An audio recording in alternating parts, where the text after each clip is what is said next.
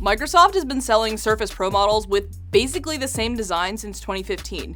If you put the last 4 generations of Surface Pro devices next to each other, they look basically identical, but other laptops have gotten significantly nicer looking during that period of time, and we've been begging Microsoft for years to make the Surface Pro look like a modern flagship computer. And what do you know? Microsoft finally did it. This is the Surface Pro 8.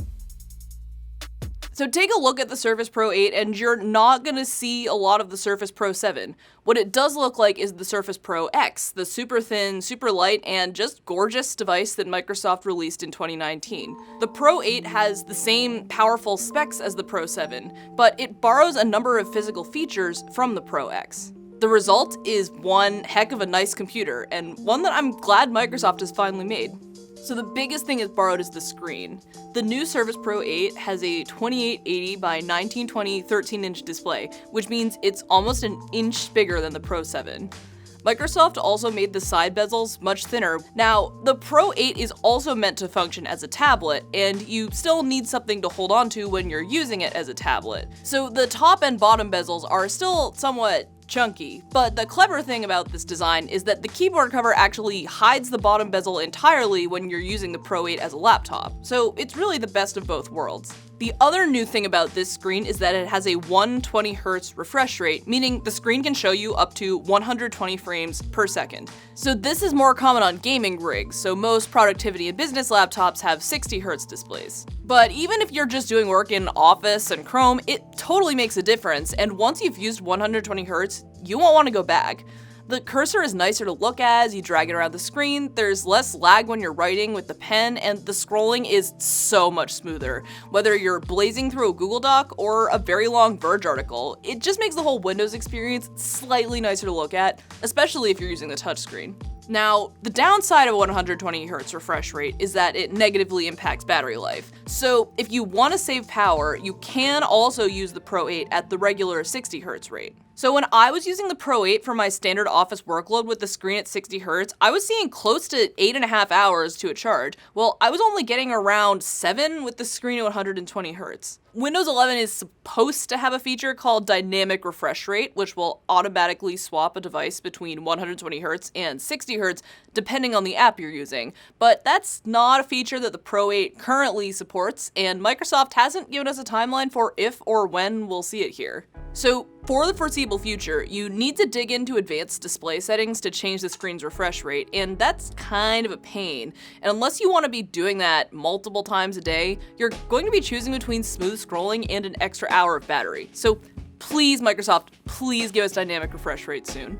But the screen isn't the only thing that's new, so in addition to the dual far-field studio microphones, the Pro 8 has a 10 megapixel rear camera that can also shoot 4K video. For Zoom calls, there's also a 5 megapixel front-facing camera, which shoots in up to 1080p.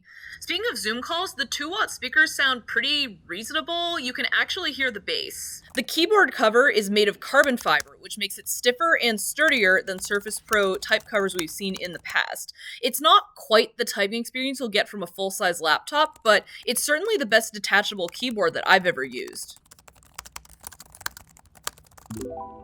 The Pro 8 borrows a couple other things from the Pro X. So there's a removable SSD, which you can pop out under the kickstand. There's also a handy place to put Microsoft's Surface Slim Pen 2. You just pull out the keyboard deck and it lives and charges in a little slot against the screen.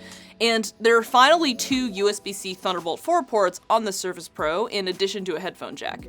Now, this Slim Pen 2 comes with a built-in haptic motor, which uses to make you feel like you're actually writing on physical paper while you draw or take notes.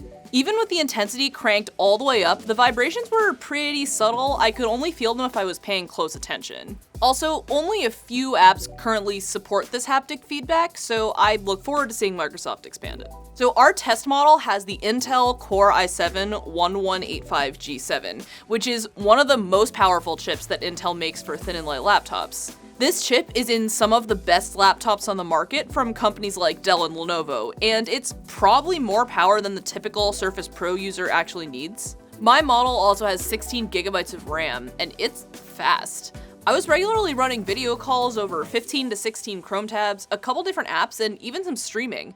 It could handle whatever I threw at it without the tiniest amount of slowdown or heat.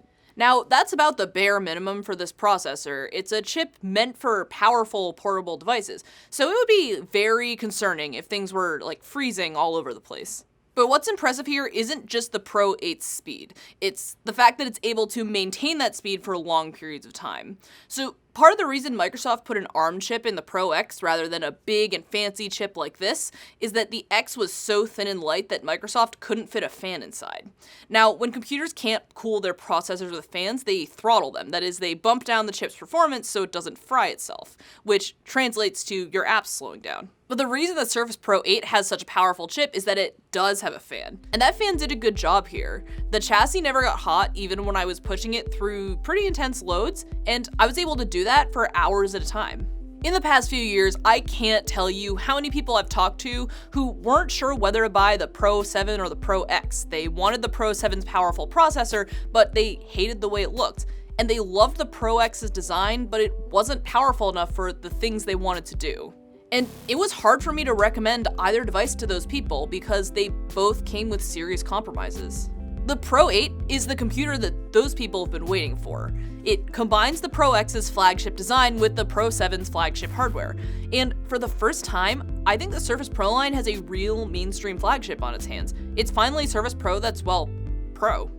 With all that said, none of this comes cheap. So Surface Pro 8 models start at $1099, but that's without the keyboard cover, which of course you're gonna buy, so the keyboard adds $179 to the price, meaning you're going to pay at least $1279 for the base model. And then if you want the Slim Pen too, that's another $100, bringing that total to $1379. And that base model has a Core i5, just 128 gigabytes of storage, and 8 gigabytes of RAM.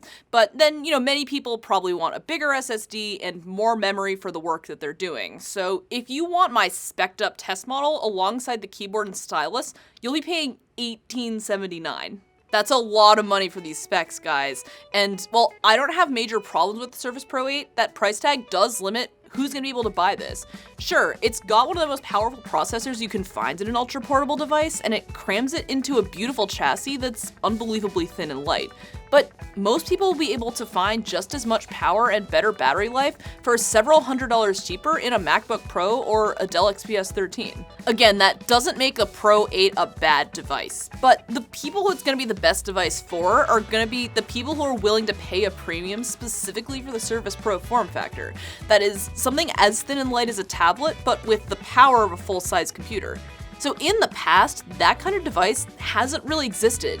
Using a Windows tablet this portable meant compromising on performance. But this year, you're not sacrificing that performance. You're just sacrificing some extra cash.